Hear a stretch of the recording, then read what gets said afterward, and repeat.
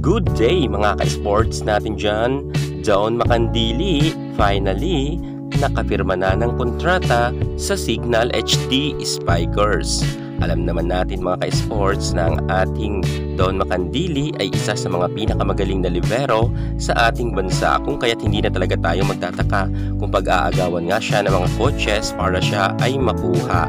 Dahil nga disband na ang F2 Logistics, ay talagang magkakahiwa-hiwalay na ang solid na samahan nga ng F2 players. At eto nga mga ka-sports, ang ating Don Makandili ay may usap-usapan kung kaya dito siya lumipat sa Signal sapagkat milyones daw ang nasabi nating kontrata nito. Alamin natin ang buong detalye. Kung bago ka muna sa aking YouTube channel at kung ka pa na napadpad, huwag kalimutan mag-subscribe. I-click ang ating notification bell para lagi kang updated sa lahat ng issue sa volleyball. Susunod na. Drop it!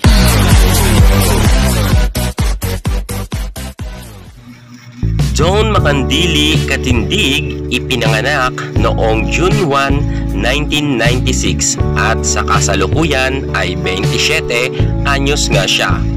Ang kanyang hometown ay sa Tanawan, Batangas, Philippines. At isa nga siya sa mga pinag-aagawan ng mga coaches. Paano ba naman kasi mga ka-sports natin dyan, ang kanyang record pagdating nga sa larangan ng volleyball ay talagang masasabi nating kamangha-mangha. UAAP Junior Season 75 naging best libero na siya, at ng UAAP Season 78 ay naging best digger naman siya. UAAP Season 78 pa rin ay naging best receiver pa siya, at ng 2016 sa PSL All-Filipino Conference naging best libero siya. At 2016 pa rin sa PSL All-Filipino Conference ay naging MVP naman siya. 2016 sa PSL pa rin ay best libero pa rin siya.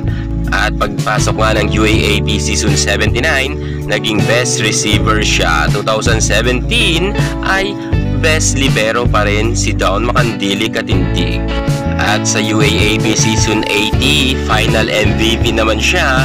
At ng 2018 sa Invitational Cup, best libero siya. 2019 sa PSL pa rin, best libero pa rin siya.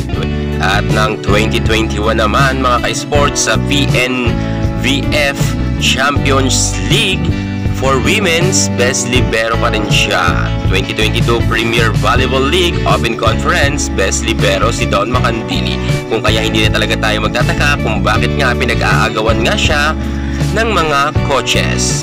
At ng panahon nga ng ating John Makandili sa kanyang UAAP career ay talagang humakot sila ng medalya. Matapos nga ng 2014 at 2015 ay nagkaroon nga sila ng silver medal. At ng 2016, 2017, 2018 sa UAAP ay nagkaroon nga siya ng gold medal. Grabe mga ka-sports natin dyan, talagang nagpakitang gilas dito ang ating John Makandili Katindig, at super talagang hinahangaan siya noon ng karamihan dahil isa nga siya sa mga libero na nagre-reyna nga dito sa UAAP. At ng pagpasok niya naman sa pro, sa PSL naman mga ka-sports, ay talagang namayagpag ang karera nga ng F2 Logistics, lalo higit ng ating John Makandili, at humakot rin siya ng maraming award. Ngayon nga mga ka-sports natin dyan, sa pagtatapos naman ng F2 Logistics na team sa PVL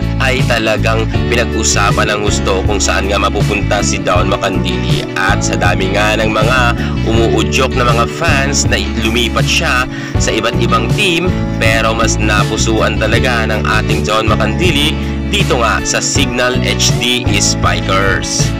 At marami naman mga natutuwang mga fans nga ni John Makandili sapagkat dito siya napunta sa Signal.